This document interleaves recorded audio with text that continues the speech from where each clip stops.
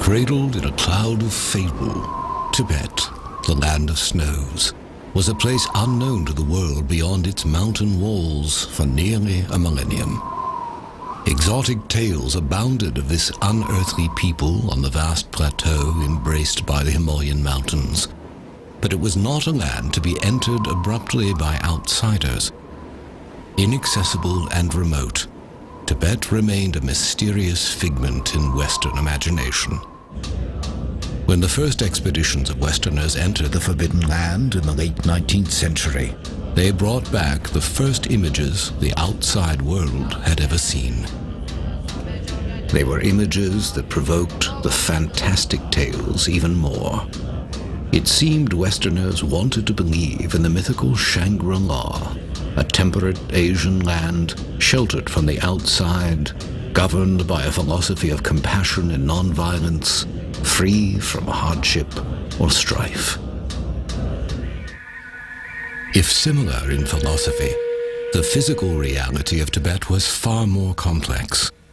Life on Earth's highest plateau was one of harsh contrast, a place where natural riches were matched by unimaginable rigors. Its first inhabitants were nomads who slowly adapted to high-altitude extremities. Even for these rugged people, at 15,000 feet, their eyes could literally dry up from the brittle intensity of the sun. A sudden hailstorm could destroy a season's work or scatter herds in seconds. Their early history was marked by fierce wars among tribes and outsiders. Life expectancy was brief. They were a people with an acute sense of life's impermanence and suffering. It is not hard to understand why the Tibetans, whose outward conditions were so severe and changeable, came to look inward for a sense of permanence and peace. The king who had finally united them as a people wished to unite them in faith as well. He invited a charismatic leader from India, Padmasambhava, to bring Buddhism to his land. Tibetans had believed in a host of deities, both benevolent and wrathful.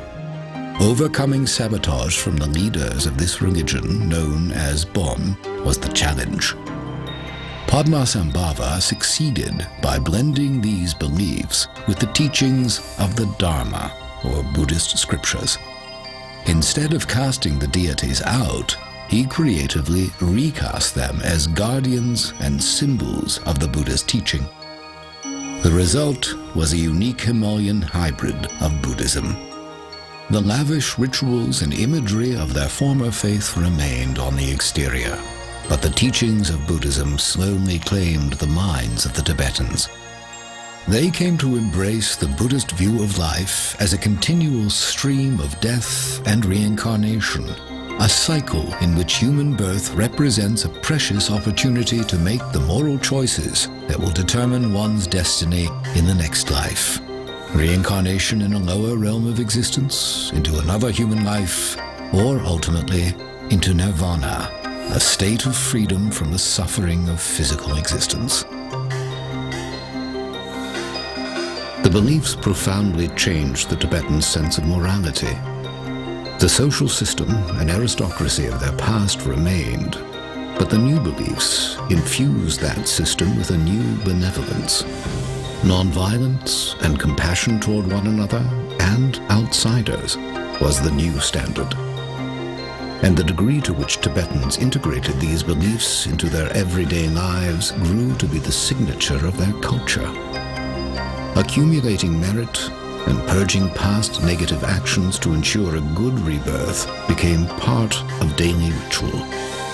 Pilgrimages to sacred places came to include thousands of prostrations, a symbolic laying down of individual ego.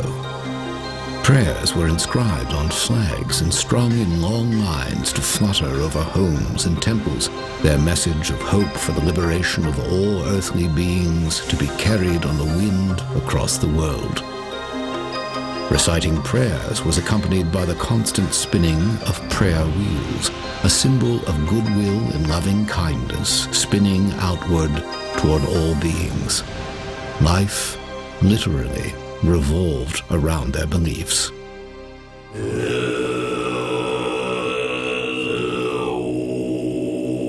As a community, they sponsored monasteries for the study and practice of Buddhist teachings. These vast structures were homes for tens of thousands of monks and nuns, publishing centers for all Tibetan society, and libraries for ancient texts. Unlike the more ascetic forms of Buddhism, the Tibetan version embraced the arts and sciences as tools toward understanding the infinite. Drama, music, art, astronomy, philosophy, and medicine were all taught at the monasteries. At the height of Tibetan civilization, the monasteries numbered over 6,000, with 1 in every 6 Tibetans becoming part of monastic life. Study began in the earliest years. Earning the equivalent of a doctoral degree could demand 20 years or more. The monks became the keepers of knowledge for all Tibetan society, and the thread linking all generations was a tradition of discipleship. One elder teacher or lama passing the teachings on to monks who, in turn, themselves became lamas.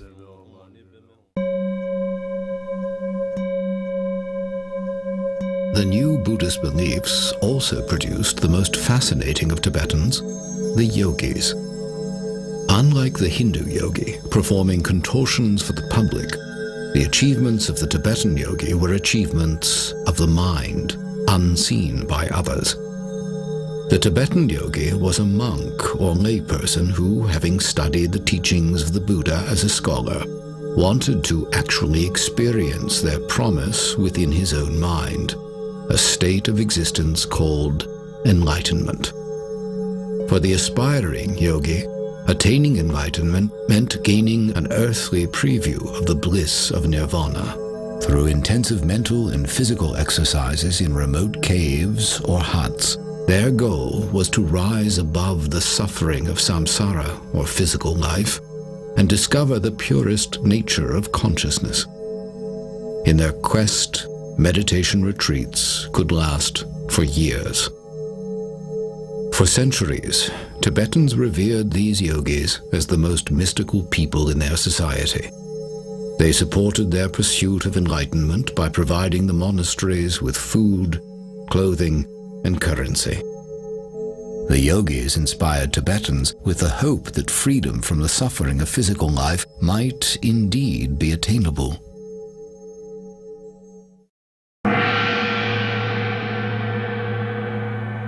Over the course of centuries, spiritual and state leadership converged.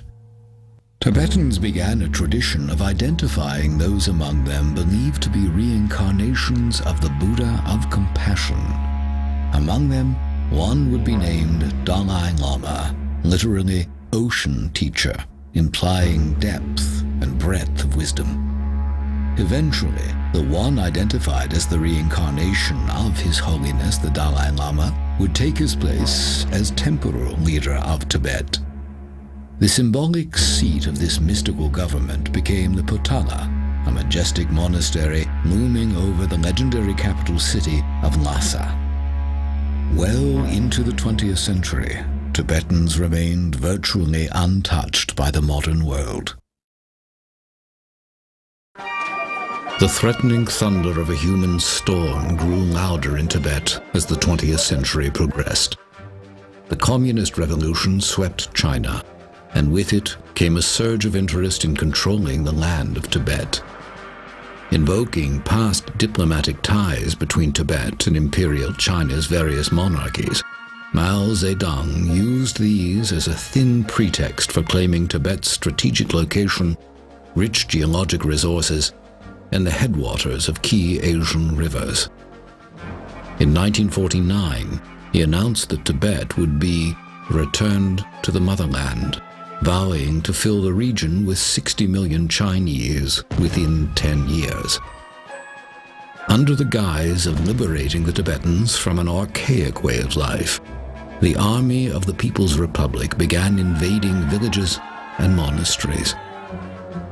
The tensions of their initial occupation and opposition to religion grew into an increasingly brutal campaign to replace Tibetan practices and people with their own. The world had not yet absorbed the shock of Hitler's Holocaust, when a new one had ignited in Tibet.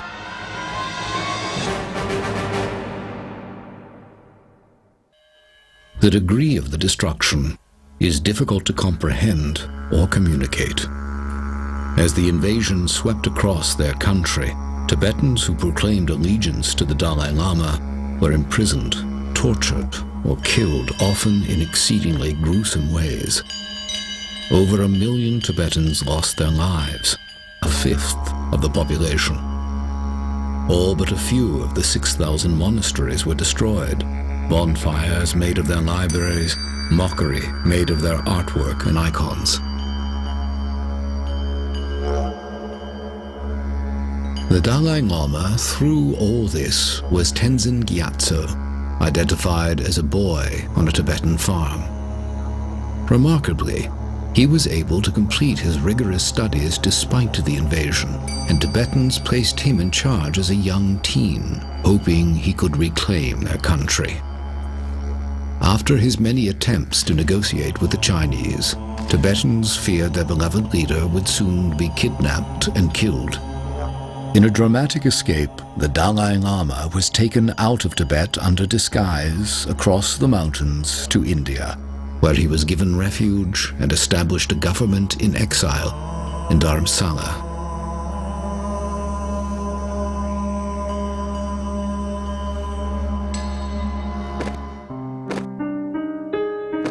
Chinese cruelty escalated in the years following the escape of the Dalai Lama, prompting a flood of Tibetans following His Holiness to India for refuge.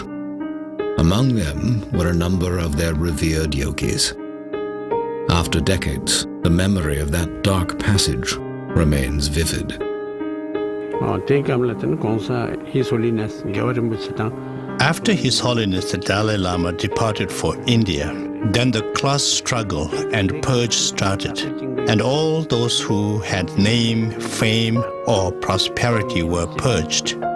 They were beaten up, their hair plucked, their ears chopped off. And I thought to myself, when we talk in terms of hell, this must be the real hell. Then those who did not have either name, fame, or prosperity, they were rationed a certain amount of land. Then a couple of years down the road, the Chinese would turn around and say, "Where did you get all these? You must be part of the class system." There was a lot of pain and suffering.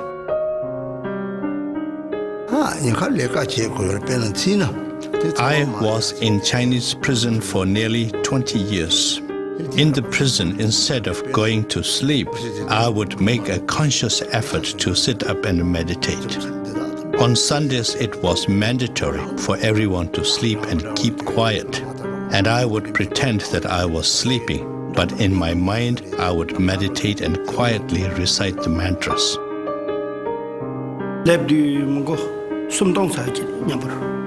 When I left my homeland, there were about 3,000 in my group. When we reached India, there were only about 500 left. Many were killed on the way by the Chinese.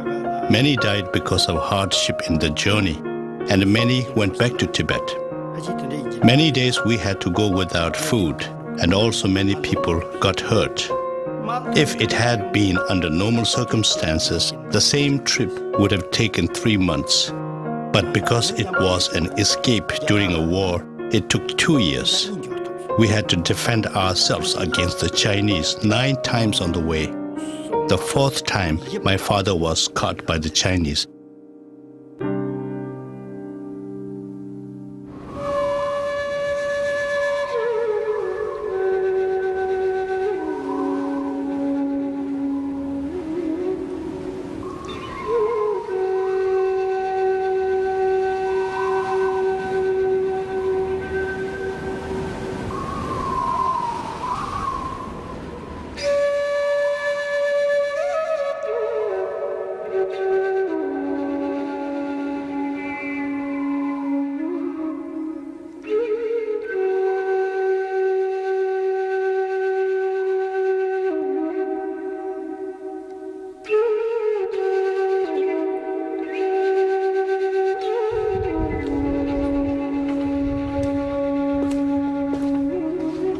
In the decades since the invasion, Tibetans in exile have attempted to recreate their life as it once was. In the Indian Himalayas, there remain places sacred to Tibetans from long ago in their history that have taken on a new preciousness since the destruction of their homeland.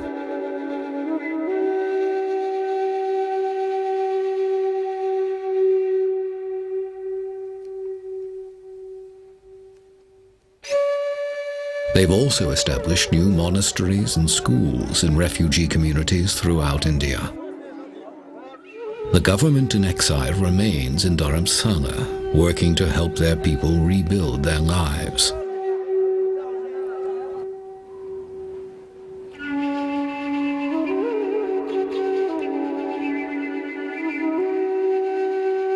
At the center of their hopes remains His Holiness the 14th Dalai Lama.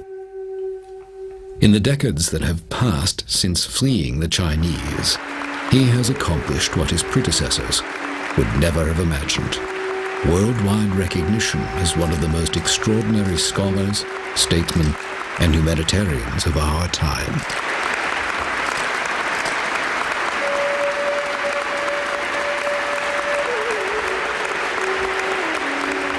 Our nation, Tibetan people, passing through very, very difficult situation, very difficult period. The period almost one ancient nation with unique and rich cultural heritage as well as spiritual heritage, now almost dying. I think, firstly, as quite a human nature, when someone, you see, who get all power, then eventually power spoil or destroy one's own sort of good quality. Then secondly, I think unfortunately, the totalitarian regimes, the communist sort of society or government system, is the dictatorship actually, I think, legalized, isn't it? So once you see this certain sort of structure, created that way, then the system or the structure itself, sometimes, I think, help, to produce that kind of, the person. Now, I think the democratic China with open society, freedom of religious belief, freedom of speech, freedom of thought, freedom of information, I think that is the not only interest of the world community, but Chinese people themselves. But the destructive actions of the Chinese Communist government have not been stopped after decades of diplomatic effort on the part of the Tibetans. And as they watch the flame of their culture slowly being extinguished in their native land, the tradition of the yogis is also being extinguished. Despite the presence of monasteries and monks in exile, the complete cultural environment that produced the mind masters of the past no longer exists. Without the unbroken lineages of yoga teaching yogi, without the vast stretches of time to spend years in isolated retreat free from earthly distractions, and mostly without the devoted support of the ancient Tibetan civilization, the tradition of the yogis is nearing extinction. Once the most reclusive people in the world, they are coming forward now with unprecedented candor to preserve their legacy of 1,000 years. Living out their lives amongst us are the last of the master yogis of Tibet.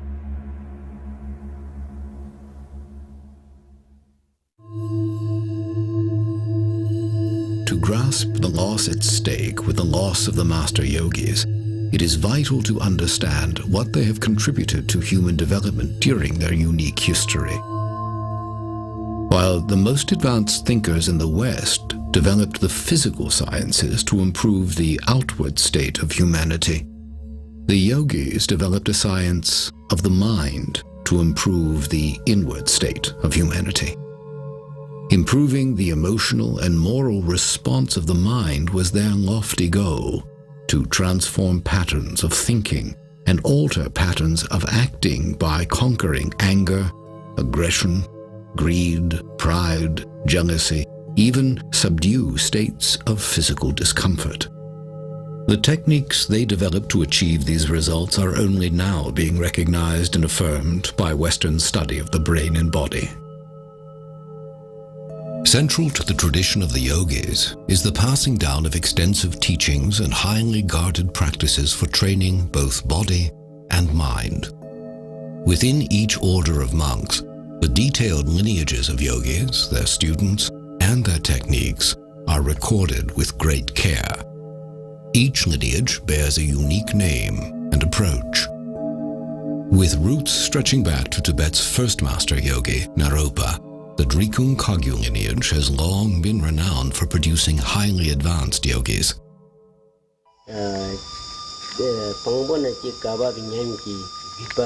The Drikung Kagyu lineage has been running continuously without any kind of breakage in between or any kind of adulteration. That is starting from the founder of the lineage right down to this present day. When we look back in retrospect, there were so many highly regarded, highly realized yogis. The blessings are passed from one master to the other, right down to this present day. That is our specialty. I think practitioner, how to say, you benefit your mind. The academic is just knowledge. Maybe you become a teacher, you teach in the terms, and this is one thing. But the practitioner, you have received you some blessings, and if you don't have this blessing in this lineage, you cannot have certain power to help benefit other people. And also, someone who not go to the academic school, but his practice, he certainly opened his wisdom. And he also know other people, how they need to benefit. He will know. What is it then that defines a yogi? How do they differ from the ordinary monk? Outwardly, few clues are to be found. The most lucid answers to the question come from those who have walked the path themselves. A yogi is a person who has a profound experiential understanding of the true nature of all phenomena. The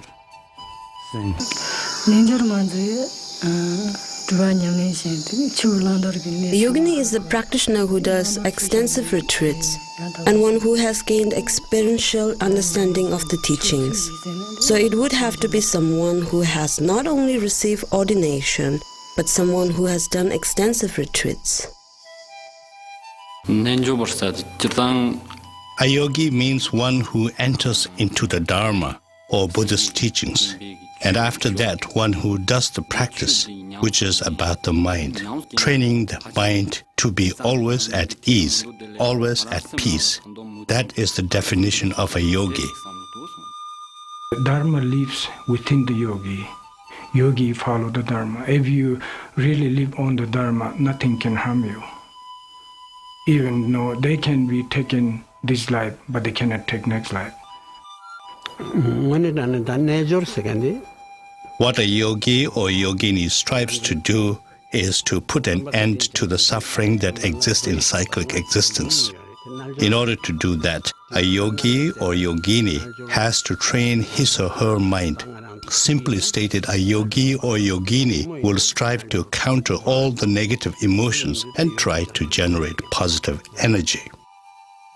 Experienced, qualified retreat person, even he remain in a street, lot of noises, a lot of people, a lot of cars there, but his mind can remain fully concentrate.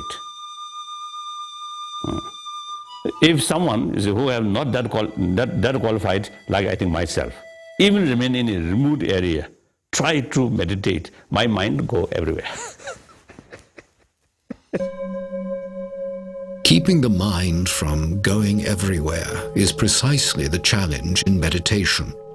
and for centuries, aspiring yogis have retreated to remote places to avoid distraction while training their minds. Imagining life removed from society for years at a time can be difficult for Westerners accustomed to a world of virtually non-stop interaction. The question of where is another challenge. For Tibetans in exile, such places still exist in the Indian Himalayas beyond the reach of the Chinese. One of the 24 sacred places in Tibetan Buddhism is Lapchi, a meditation place, a Milarepa, one of Tibet's first yogis revered for abandoning a criminal lifestyle and attaining enlightenment within a single lifetime. A monk hiked for 6 days with a heavy camera into the mountains to bring back a glimpse of this primitive retreat. Even now, the images he recorded were permitted with reluctance.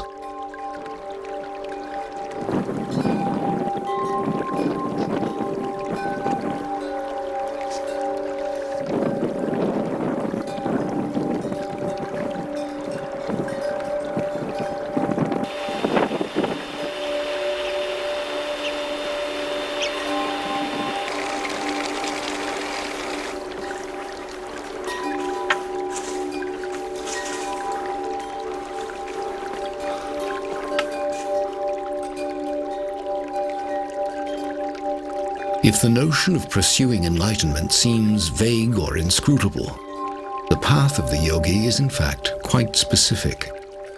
The techniques and practices developed over a millennium are revealed to them in a rigorous order and only by an accomplished practitioner.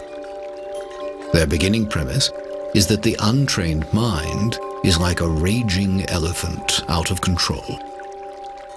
The yogi's initial task is to slowly put reins on the leaping, erratic thoughts of the mind by using specific tools, the repetition of core beliefs in mantras, and exercises to empty the mind of conceptual thought.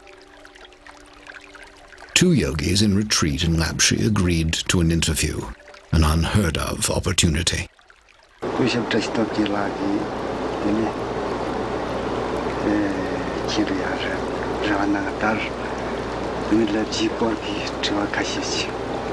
You have come to Lapchi when I have taken a few days' break in my retreat.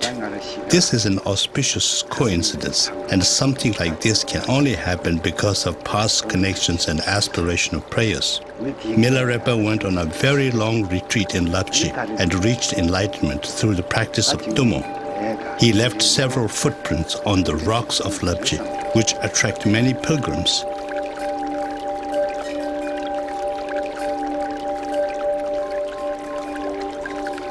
The disciples of many important masters have meditated at caves in Lapchi and the surrounding places.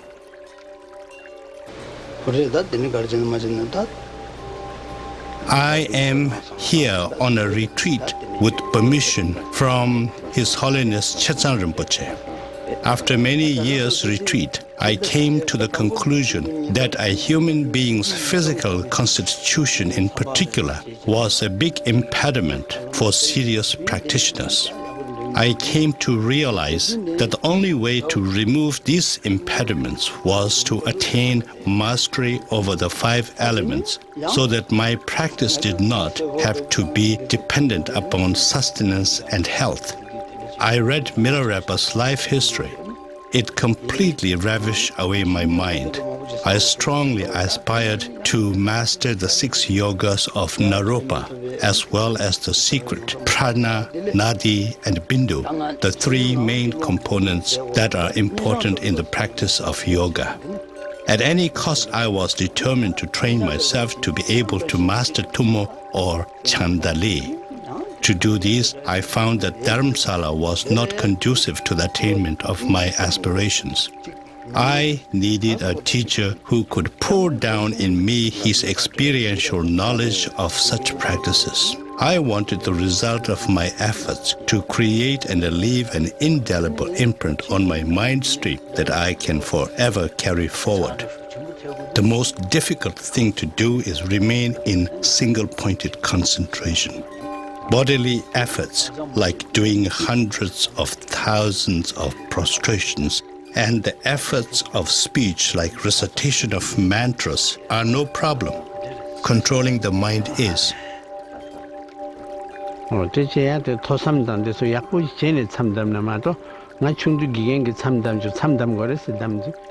I started my retreat when I was 9 years old. During that time, I went on a 1 month-long retreat. At first, it was very difficult for me. You know, I was a little boy.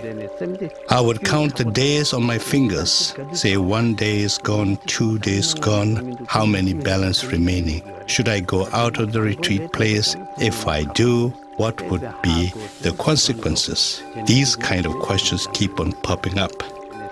And then, although verbally you are reciting the mantra, but your mind is really, really busy on trying to get out of the retreat place. But when you become more seasoned and more mature in your meditation and learning, things will change. Why I would like about the retreat is when you go to retreat and many weeks or many months being alone is very different. It will all subside our desire, anger, attachment. At the age of 17, I entered monastery. Now from that day onwards to this day, I worked for the monastery for 2 years. Aside from that, I have devoted all my times ever since the age of 17 on retreats and meditation. There's no such thing as sleep when we are in a retreat. And there is a particular box made, and we sit cross-legged in there. And we sit in that position whether it is day or night. We can break up our practice into 4 slots of time. And during that time, we may rest, but we will not get out of the box. We will continue sitting in that position all the time.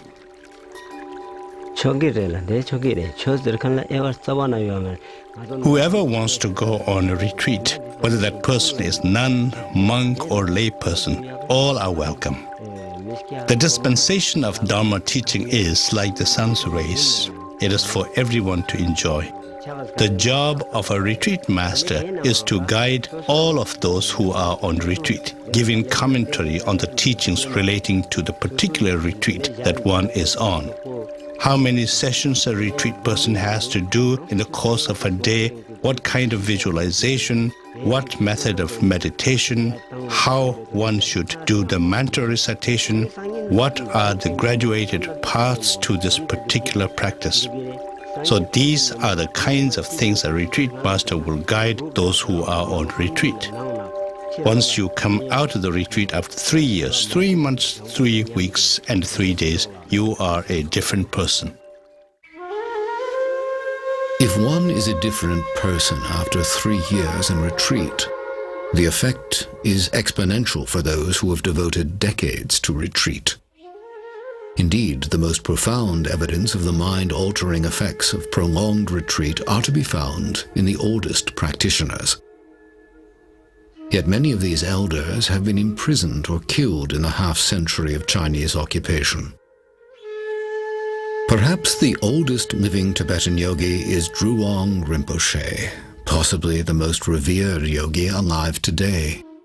Here, for the first time, he grants a filmed interview, a rare glimpse into the mind of a meditation master.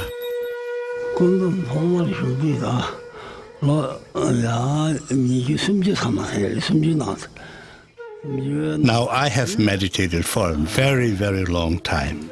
It is very difficult for me to exactly reflect back and count the years that I had meditated. The reason for this is because although I do appear like a human person outwardly, my mental state is so different. Different in the sense that my focus on mundane things is not consistent. When one meditates, from the very day when one decides to go on solitary retreat, one has made a conscious decision to endure all kinds of losses: good clothing, good food, name, fame, and prestige. All these things one must be ready to forego and give up. We are rationed the barest minimum amount of water and roasted barley flour for our sustenance, so that we may be able to sit in a meditation posture. Only once in a week we would have the smallest possible amount of food for our sustenance. You have to persistently make a consistent effort and undergo all kinds of hardship. Without undergoing hardship, one would not be able to experience the mental state of all the glorious past masters. When I meditate, I can see all my former lives. I have been born in the realm of hell. I have been born as a hungry ghost. I have been born many times as animals. All these things become very, very clear when one is in meditation. I've gone through the 3 lower realms of existence many times. In my meditative absorption, I always go through the pardo or intermediate gap, which is to say, between death and rebirth. But there isn't a great deal of point going into these. When one understands this life and the life after as one, to such a person there's no need to go into these nitty-gritty things. When one's body is already dismantled in one's meditation, there's no question of death or discarding one's physical body.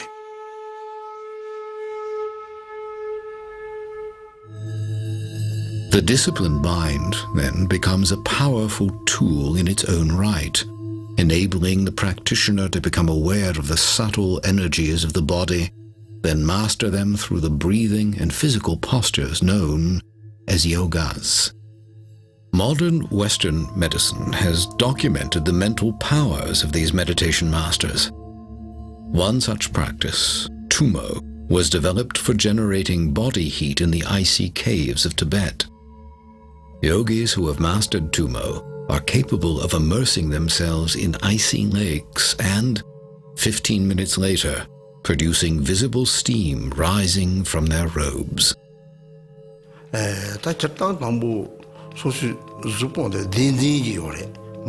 Tumo is a teaching that is strict and not one that is freely dispensed to whoever wishes to receive it. However, our environment and the time are very different now. So, backed by loving kindness and compassion, I am now showing it. And to me, it's not a violation of our yogic vows. Tumo is a practice that will bring about bliss and happiness, psychological as well as physical. The visualization is a lot simpler. When you visualize yourself as a fully blown up balloon that is hollow, then you visualize a little object inside you, glowing and generating heat. It is a very useful tool to help oneself and heal oneself. Other yogas were designed to benefit bodily health and to improve the length and quality of one's precious lifetime. While many basic yogas have been taught in the West for years, many of the more difficult and exotic yogas have been kept secret to preserve their purity. One such practice, Trul Kor, was developed for opening the wind channels of the body, the pathways of energy associated with breathing. Through the practice of Trul Kor, the yogi is able to improve breathing functions, help the body release toxins, and clear the mind. The filming of this demanding practice was permitted with great reluctance. In order to learn this thoroughly, it takes at least 2 years. But then you cannot leave it at that. You must do the practice all the time. Unless I'm traveling, I do the exercise 2 hours every day. And now I have one request. This is a very secret practice, so I must ask you to advise the viewer to not try to imitate me. If they do, there is a danger for their health and well-being. Because this is so secret, We must learn it from a particular teacher who can give the teaching from the beginning to the end thoroughly.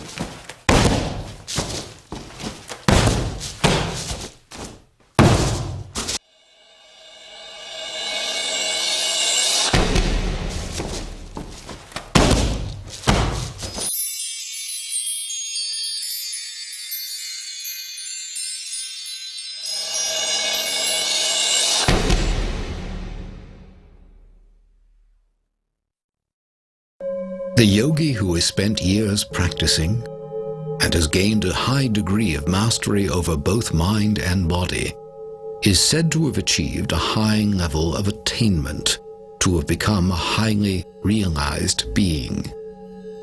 Their powers are sometimes said to extend into the realm of the paranormal. Such supernatural stories have swirled around the Tibetan yogis throughout their history, thickening the cloud of mystery surrounding them. Tales of telepathic communication and mind-controlling matter are reported among advanced practitioners to this day.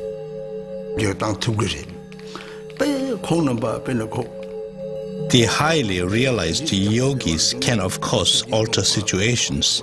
There are many instances where the highly realized beings altered natural disasters. One example is where Chinese soldiers came to cause harm to a monastery or its inhabitants. All of a sudden, the change of weather, extreme poor visibility, the falling of hail, making it absolutely impossible for these people to come to their destination. There are so many different instances, far too many to narrate. There is a most wonderful and sacred meditation cave where it is said Guru Padma Sambhava meditated. I went there when I was only a boy, but I had a tremendous amount of devotion. When looking across the cave, I really felt like saying some prayers. I offered 3 prostrations and said, "Please show me some sign so that my devotions will further become stronger." And instantly there appeared a rainbow at the mouth of the meditation cave, and there I saw Guru Padma Sambhava. So I was just overwhelmed and really so very happy. And all my focus was on the mouth of the cave and Guru Padma Sambhava. There were a lot of nuns with me, and one of them said to me, "Rinpoche, Rinpoche, watch your foot. It is sinking in the stone." And I had to look, and there was my foot, making an imprint in solid rock, because it was really, just as the nun said, it was sinking. At the age of 3, I was able to tell my previous lives. I was able to name my former sister. But now suppose I told you that I can remember all my former lives. Is anyone going to believe me? Therefore, just let's say that I was able to remember when I was a little boy. Such paranormal powers among master yogis are thought to include the ability to self-govern the process of transition from one life to the next. This is very often you can see in many good practitioners. Most of the people die. After die, you can change your face, the yellow pale, and when you do the pinch in your skin, also they will stay there. But the real practitioner who has when the passing and the meditation state, they continue their stay. Then you pinch in here, this also like now, and they immediately going like this. And also they have a little bit heat and warm in heart center. Also the face is like the lap light, and very unusual one. And happened that my story is just 1 year ago in Bhutan, one of Master Ginjun Renchin. So he stayed more than 1 month, and they never changed. For aspiring yogis, events such as these imply control over the process of reincarnation. Even His Holiness the Dalai Lama has stated that if the Chinese communists are still governing Tibet at the time of his death, he will choose rebirth outside of Tibet. Controlling the process of one's own death and rebirth is the subject of some of the most fascinating stories surrounding Tibet's yogis. Lama Drupon Semten recalls vividly one such event in his early years as a student, the death of his own teacher, Kemgor Rinpoche. This is my teacher, Kemgor Rinpoche. He invited all the students. He told he's going to pass away. No illness, nothing sign of death, nothing. He just normally get up, do his prayer, and he told his attendant to make a good tea. And then he make a tea over and over and until he's satisfied. And he says, all this prayer together. And when he get to the the completion state. He says, this is the time for me to pass away.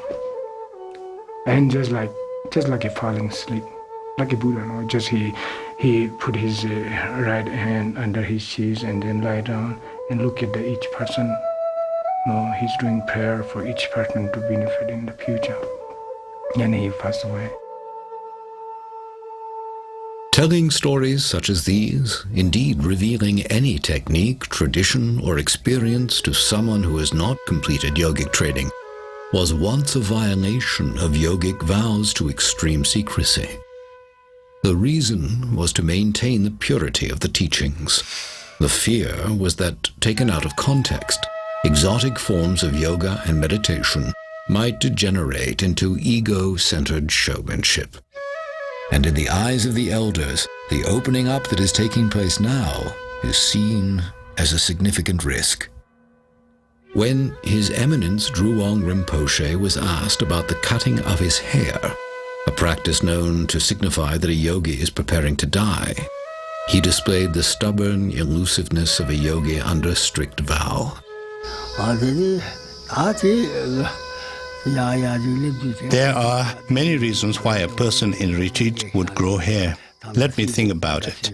Yeah, there are many reasons why one would grow one's hair long. Let's just forget about it, shall we? A good number of things happen to me. It will just boil down to misleading people. Forget it. You know, I just cut it because I am old, and the hair was really hefty and weighing me down. That's why I chopped it off. I have pledged not to mislead people. Now, if I told you a whole lot of tall tales, that will amount to misleading the audience. I have absolutely nothing whatsoever, and I have nothing to tell you. This is the first time I have been asked to tell about these things. We are not supposed to reveal the ins and outs of what goes on inside a meditation cave. If we do, then there will be consequences. The past masters, including Tilopa, have categorically said there was never an instance where he revealed the secrets of meditation. We who follow in their footsteps must do the same. Although it is known that Drewang Rinpoche did cut his hair in preparation for death, His Holiness the Dalai Lama asked him to live a little longer to help pass on and preserve Tibetan teachings. It is said that His Eminence agreed to do so, and has decided to live until the age of 100 to help his people.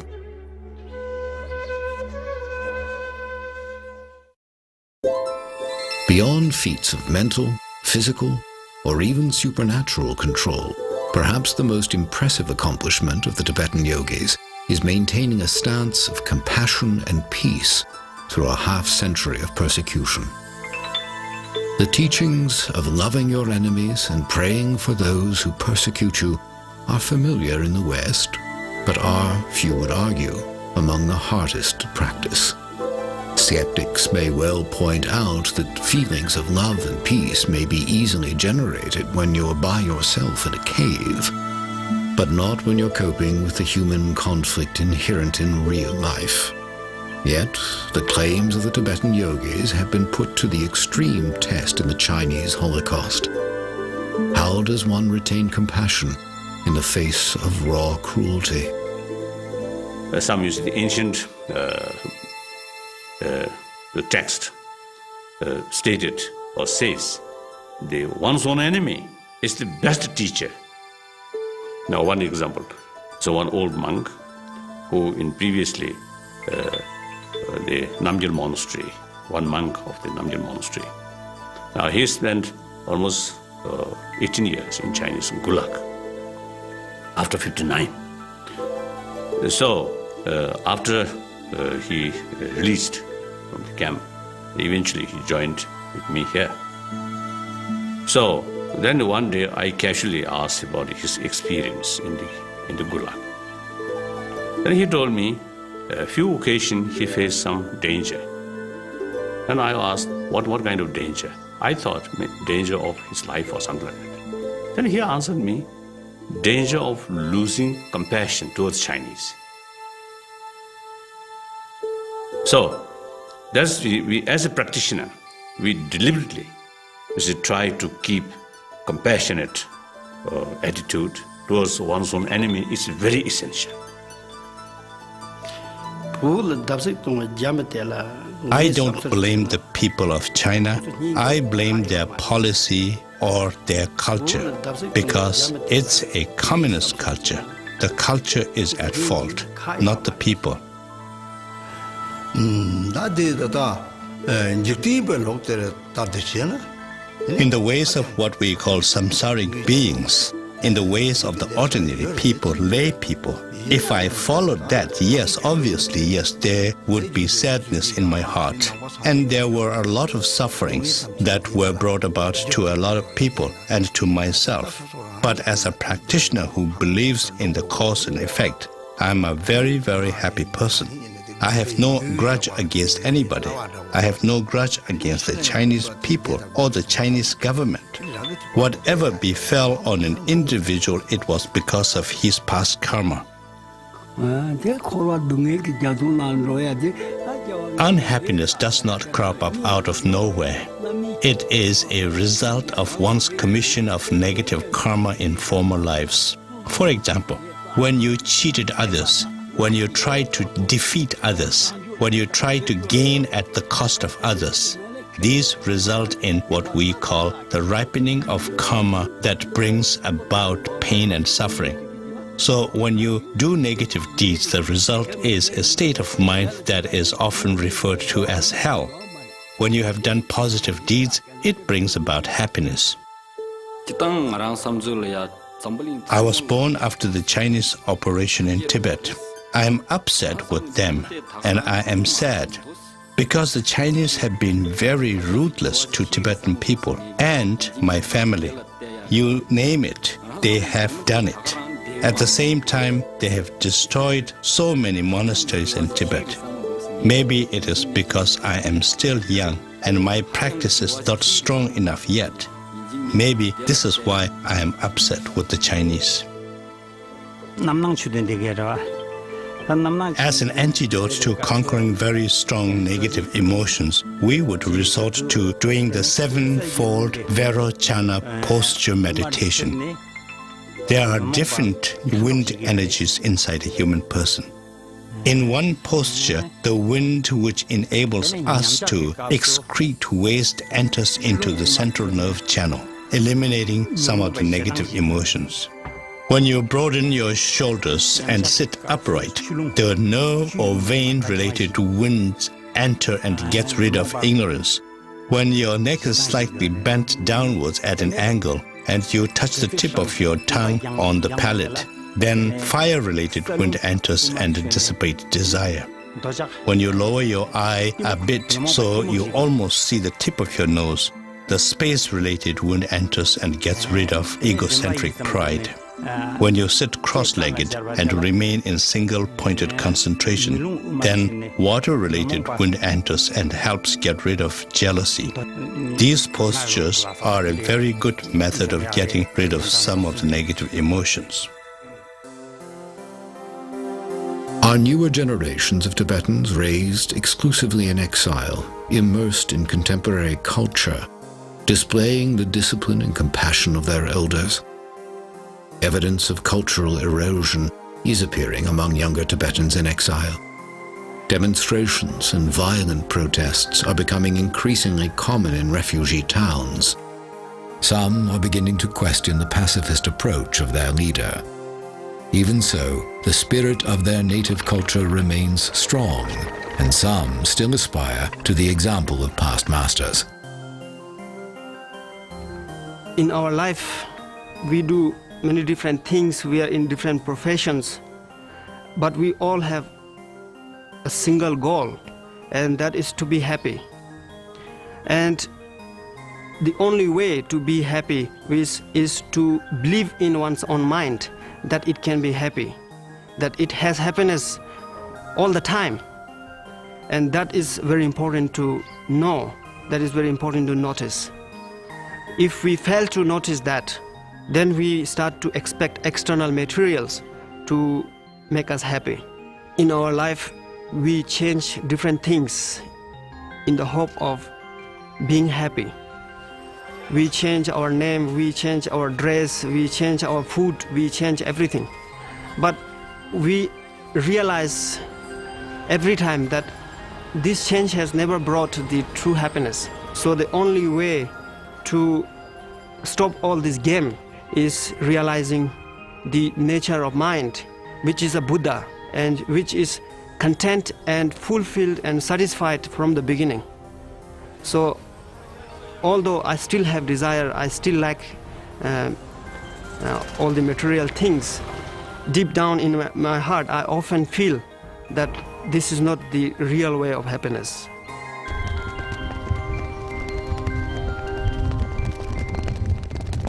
Yet even the most earnest efforts of these young practitioners cannot maintain the tradition of the yogis as it once was.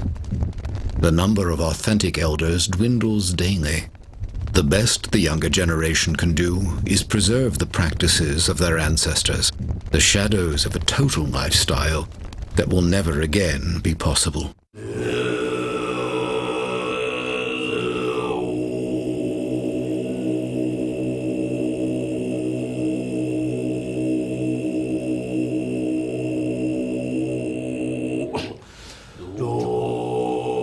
This observation by His Holiness the 14th Dalai Lama points to the irony of the Chinese Holocaust. Intent on destroying Tibetan culture, the Chinese have in fact successfully driven it out into the world.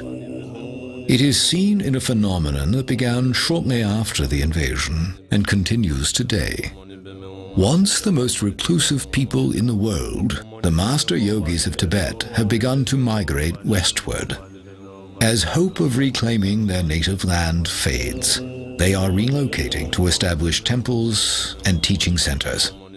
Now the Buddhism is developing west, so we have centers from South America, from Chile to North America to Canada, and we also have Baltic countries, in Central Asia, we have maybe 40 centers more than. So we have to also properly guide the Buddha's teaching. It is in one way, a very difficult situation in Tibet today, and it's been that way for many years. But from that, we have so many wonderful teachers and examples that have come to the United States, Europe, and different countries to make Buddhism available to us. One day His Holiness the Dalai Lama called me down and said, well, this is time now. It is time for you to actually come out of retreat. And now your time has come to benefit all beings. Listening to that advice, I ended my retreat. And from that day onwards, to this day, I have visited so many countries, and I have taught so many countless number of people. And it was absolutely as His Holiness said. I benefited so many people, and I keep on going strong. Now, since I came to the United States, it has gone 5 years. The job of all Dharma practitioners is to help other beings. In countries like India and Nepal, there are many lamas, and teachings are readily available to the population. And this case does not apply in the United States and other Western countries. The main point of the teachings is the generation of loving kindness and compassion. And I hope to help people in the United States and teach them loving kindness and compassion. Arizona has become home to one such center, a growing facility where Tibetan yogi Garchen Rinpoche guides the teachings. Now, where the adobe dwellings of Native Americans once stood, clusters of retreat huts, temples, and teaching rooms hug the rugged terrain of the Chino Valley. In them gather people from all walks of Western life, from many faith traditions, there to learn what wisdom this ancient people might have for a weary modern society. Well, I think the general society now has so many influences which are rather superficial in nature. And even though we theoretically have a lot of extra time, more and more I think people are finding that the different distractions and things that they do are not particularly meaningful to them. And so they're searching for something else to give their life meaning. Here we saw all the technology. We see all the rich people. We have all the money. We can, whatever you want, the food, Chinese, all these different, you can get. But then people find out that having material, having technology is really not answer your inner question and not fulfill ultimate goal. And therefore, they have this kind of spirituality. I would say human society, there's love and compassion is the only way to bring peace and happiness. Garshin Rinpoche teaches patience a lot. Like, your worst enemies are your greatest teachers because they teach you patience. They teach you definite patience. And during school and when I'm at home, like, I have a 2-year-old little next door neighbor and he just gets on my nerves all the time. And so it's like, it gives me a lot of patience to practice. If I have a bad day, it makes me think about my bad day, reflect on my bad day, and there's a part that you should do every night. Like, you think of 2 things that you did bad in that day and try to fix them the next day, and then you think of 2 things that you did good that day and you try to do them the next day as well. I think it's very bad, it's very sad that we're losing yogis and we're losing someone who can connect us with our own enlightened nature. And from other point, those realized masters that comes here and comes to other countries can teach other people, and it was not possible before. And even there are so many people who even would not think about Buddhism until they would meet realized master. Just looking at our lamas that we have, like His Holiness, the Dalai Lama, and many wonderful Western lamas, when you look at them, you get some true feeling that they really have some kind of inner peace. And if we could receive those teachings from the yogis and put them into practice in our own lives, that is the way to save. That is the only way to save the lineage of the Tibetan yogis, and that's the most important thing to do, I think. Yeah.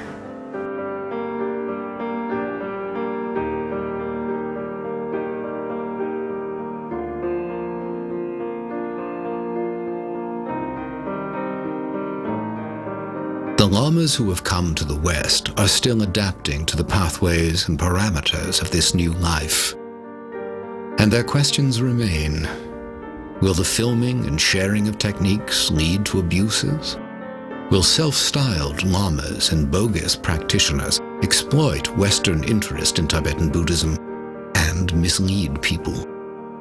Is the form of their faith destined to dissolve in the ways of the West? The devotees of the Dharma hold, but even if the tradition of the yogis and other outward expressions of Tibetan Buddhism die out completely, the teachings of the Buddha will survive.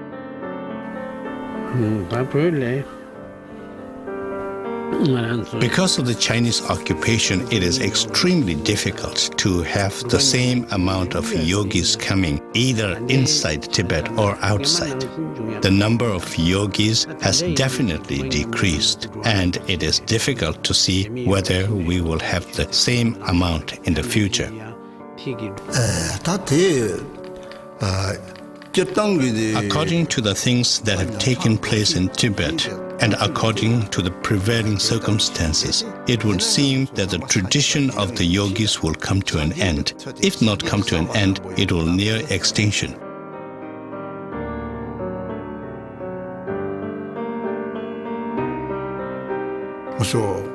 However, we are very confident that whenever there is a dip in the progress of the Buddha's teachings, there will be a proportionate recovery. So in that respect, I have faith that we will recover from it.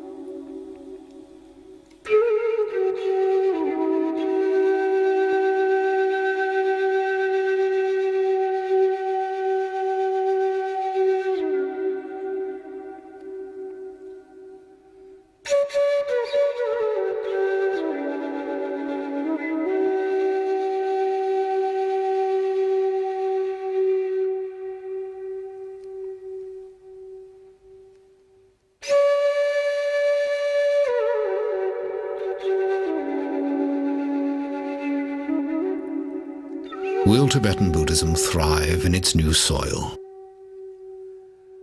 Can people who do not experience the daily hardships of the native Tibetans, Westerners who lived enveloped in material comfort, ever fully embrace a philosophy based on escaping earthly suffering?